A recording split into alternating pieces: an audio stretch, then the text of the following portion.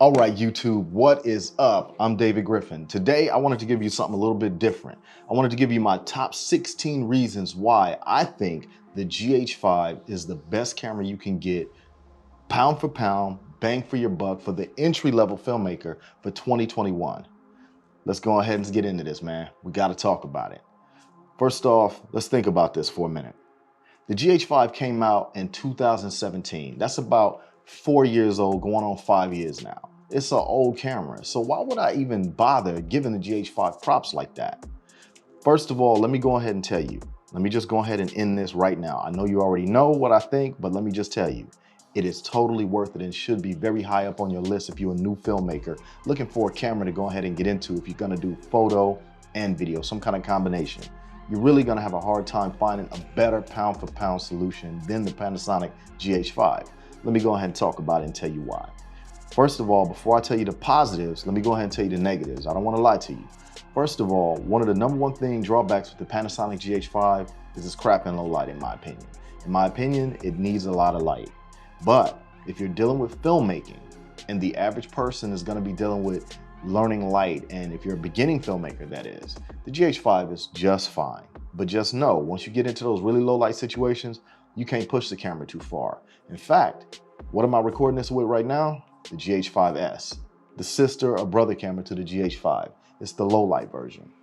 Now, in this particular case, the Panasonic GH5's biggest Achilles heel, but that goes across with every Panasonic camera. Autofocus. It's the worst on the planet in my opinion. It's gotten better with update after update, but I'm telling you, when you look at the Canon cameras, the Sony cameras, it totally craps on them. There is no reason to look at Panasonic right now at this juncture for good autofocus. But for a lot of filmmakers, if you learn to work without autofocus, which is most of the filmmakers that I know, then the GH5 is a great camera. Let's go ahead and get into it now. Now that we got through with all the negatives about the GH5, which those are the primary two I got. Not only that, maybe one or two others, but they're so minor, it's not even worth mentioning, and it's nothing that's a deal breaker. But other than that, let me tell you my top 16 reasons why the GH5 is the best camera for new filmmakers going into 2021. Here we go, let's get into it. Reason number 1, price. The GH5 right now, you can find that for about $1,200, maybe $1,300, and sometimes cheaper if you look for it used. Definitely you can get it a lot cheaper if you look for it used. Well, at that price point, you're getting an all-around camera. In fact, when the GH5 came out in 2017, it was kind of billed as an all-around photographer, videographer's camera. And it's proven for a lot of photographers to be a workhorse they can pull out and rely on. Reason number 2, 4K at 60 frames a second. Well, 4K, with it being standard, gives you a sharper image versus, say, 1080p. How much sharper? That's a lot to debate. But I say it does a pretty good job. Now, at 60p 4K, what you're dealing with is an image that you can slow down. So this is like a boon to anybody that shoots music videos. I occasionally shoot music videos along with other things, and having frame rates that I can slow down for 60p is real good, real helpful, real useful. Like if you're doing small commercials and things like that, having them 60 frames or more is really good. Reason number 3, 10-bit. Look, if you don't know about 10-bit, I don't know what you're doing. 10-bit is basically having a billion colors versus 16 million colors with 8-bit. A lot of codecs, the things that the file formats you record in, the more bits, the better the image is gonna be able to hold up to when you color grade. One of the big selling features of the GH5 was the fact that it could do 10-bit 422. That's pretty much close to professional grade color recording in bigger cameras, higher end cinema cameras. Now, they shoot 444 16-bit nowadays. So still totally different ballpark, but it gets you a whole lot closer. 10-bit is a lot better than 8-bit. Just trust and believe that. When you start pushing and pulling colors, if you got 10-bit, you got more latitude to really be able to move those sliders before the image starts to degrade. And it gets rid of a lot of that banding. 12-bit does even better. IBIS. IBIS is one of those things that is really hard to live without once you get it. It's the ability to where it kind of stabilizes the sensor and moves the sensor around to counterbalance the shaking of your hands and things like that. When you're having such a smaller camera like the GH5, having an IBIS system smooths out those shakes. So what you can do is decide, you know what, I want to film right now. I don't have a gimbal. Well, Maybe you can film in a higher frame rate, like 60 frames a second, and do a lot of hand holding, and it will help smooth out the shots when you go into slow motion. It's almost like it smooths out and removes a lot of the shakes. Trust me, IBIS was a game changer. Today, cameras are just now catching up trying to get good IBIS systems. Look, Panasonic changed the world with that IBIS system for the consumer. They put basically a baby invisible mini gimbal inside your camera. It was a good move. At this point, everybody's trying to copy Panasonic and make it and put it in their cameras. Game-changing feature. Until you try it, you don't know what it's like to have a good IBIS system. My next point, vlog or a flat profile. A lot of cameras can do a flat profile, but not many cameras before the GH5 in the consumer realm were doing something as flat as vlog. Not very many.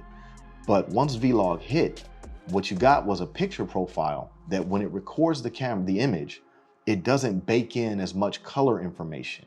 It allows you flexibility to color your image. Right now, I'm not even using vlog because a lot of the other color profiles the Panasonic GH5 has are pretty good to begin with.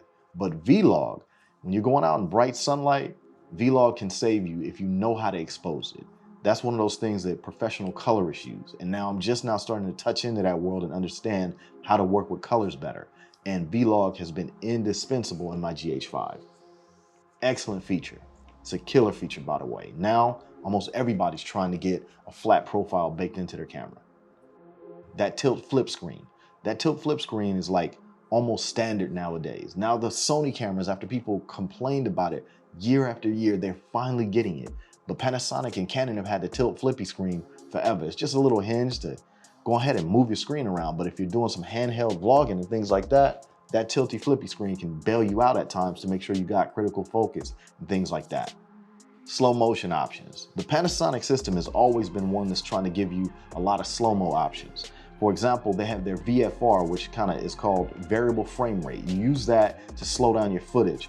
You can get any frame rate just about between 2 frames a second all the way up to 180 frames a second. I don't know anybody who uses 180 frames a second, but it's an option, it's available. You can use it for all types of things, from music videos to commercials. Very important feature. The next major thing on the GH5, no recording limits. Let's think about it like this. With no recording limit, let's say you have an event like a wedding or a business event. You can set a camera on the tripod, hit record, power it from a wall adapter, and run for as long as you got a memory card that can hold it. Well, imagine that business meeting or a wedding going for 4 hours. Sure, who would want to leave a camera sitting in one spot for 4 or 5 hours, but you could do that without having to worry about, the camera stopped every 30 minutes. I gotta stop and leave the first kiss and go hit record again. See? GH5 has got you covered. Look at all the boxes this camera ticks off. And it's ticking off all of these boxes for me so far. Let's keep going with my next one. Weather sealing. Come on, man. What if you got a camera that's got some of the best image in the world, but it's not weather sealed? Okay, rainy day, you can't shoot unless you bag up the camera. Okay, snowy day. Well, you gotta make sure no snow gets around and touches anything and makes its way in and ruins your investment. Dust storm. Well, put the camera in a bag, tape it up.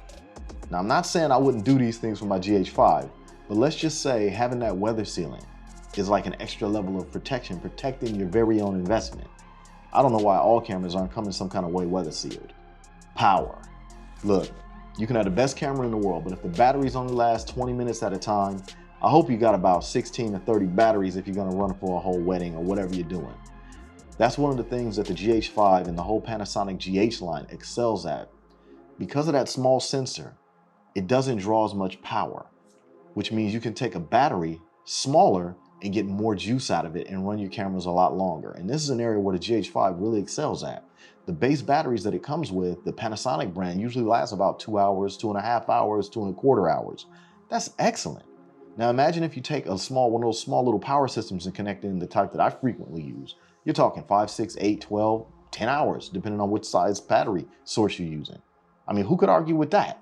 I don't want to sit in every 20 minutes, every 15 minutes, change batteries. Come on, that means a few seconds, stop, change, breaking momentum.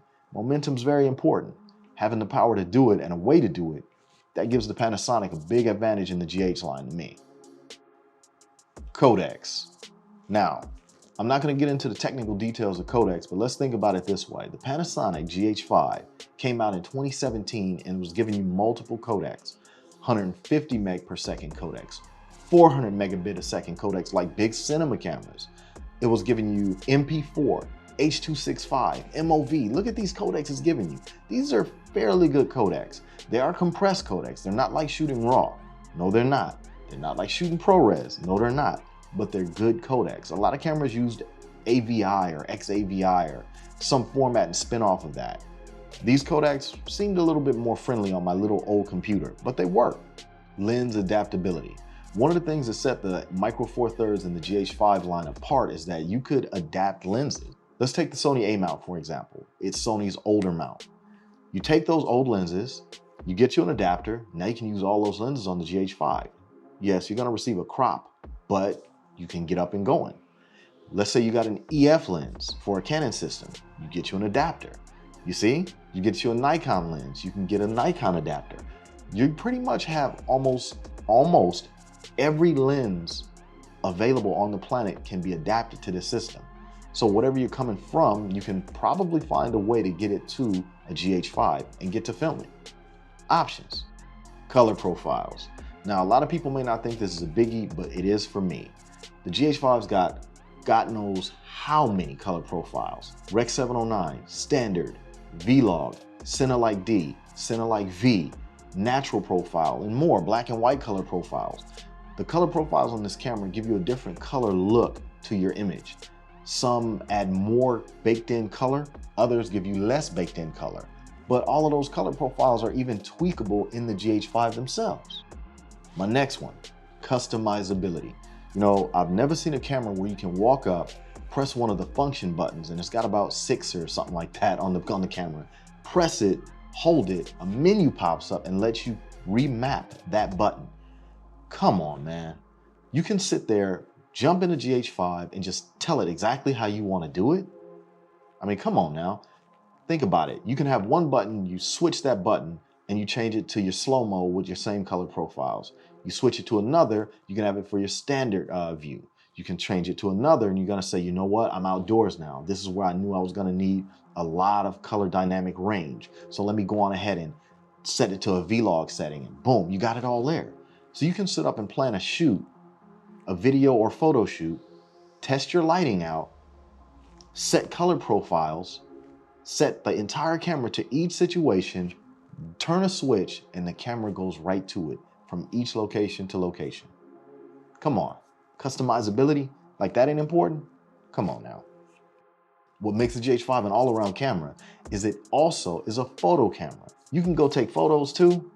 Well, let's think about this. The GH5 is 20 megapixels. Now for many people, 20 megapixels just ain't enough. No, I gotta have 100 megapixels. I need 1,000,000. Well, I remember there were photographers who took cameras like a Nikon D3 and had 3, 6, 8 megapixels and made comfortable livings with these cameras because it wasn't about the megapixels, it was about the final image. You see, you gotta know how to use the megapixels you got.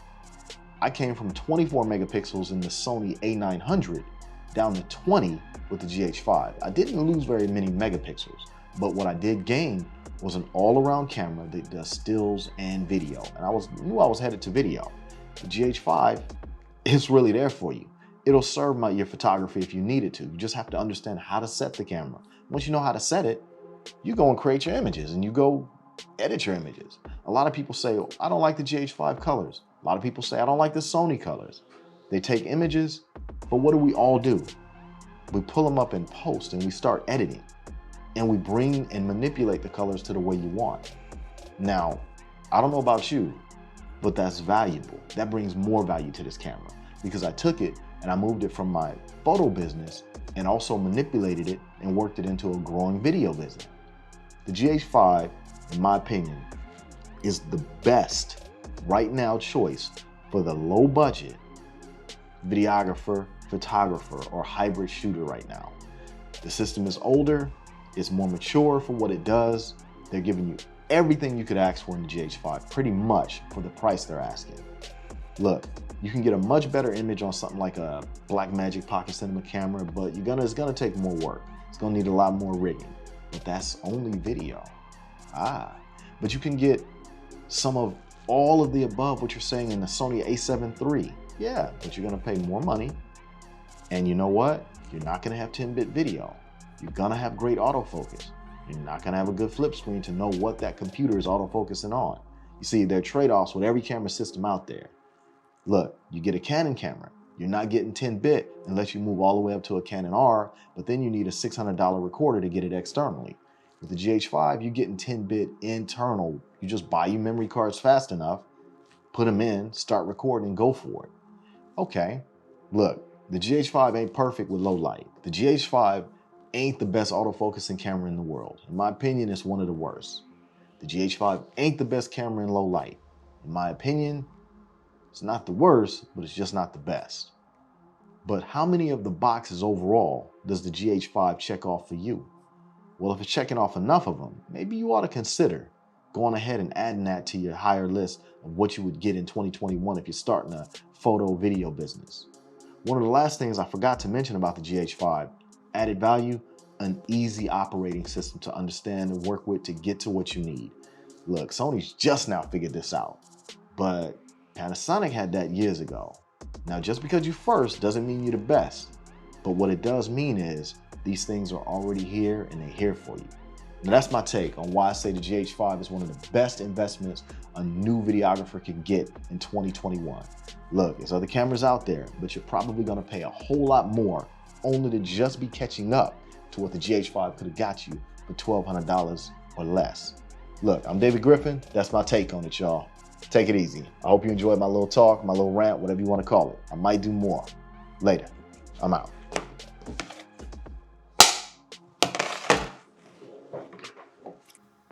You know what? I promised y'all 16, but I got 22 for you. Let me go ahead and run these down quick. You also got on the GH5, you got waveforms, the perfect way to check your exposure out. So in videography, what you usually use when you have big cinema cameras is waveforms. You know what, y'all? You ain't gonna find waveforms on most of the other cameras out there unless you move up to a cinema class camera. But that's what the Panasonic GH5 gives you. And I use waveforms all the time to expose properly. You also got histograms to help you expose. And you got zebras to help you expose. So when you got something overexposed, the zebras will pop up and show you. And you can adjust the sensitivity of the zebras. Man, look at this. You also got focus peaking. And you need focus peaking because when you got a camera like the GH5 who has crap autofocus, you're gonna use manual focus a lot of the time. And that manual focus, you're gonna use that to make sure what you got in focus lights up and is highlighted. Remember, this is a 4-year-old camera. It's already got this built in. You got dual card slots. So you can choose to use 2 card slots, one to be redundant, or you can record to both slots at the same time as a backup in case a card fails. You got Wi-Fi and Bluetooth so you can connect and send still pictures or in some cases video footage to remotely to certain things. A lot of times I'm finished a photo shoot, I'll pull over, grab an image and send one singular sample image to my clients. They love that. You got manual white balancing on the camera. You got auto white balancing on the camera. You can keep your colors consistent, man. Look, you also got something many other cameras just don't have. You got LUTs. Wait a minute. So when you're recording in vlog, a flat, almost colorless profile where everything is washed out in gray, you can slap a LUT over the footage just to view it to see what it's gonna look like when you put the real LUT version of it on in the computer. Come on, you gotta get with this. Look at all these features. That's 22 features, y'all. That was a lot of talking, but I'm done.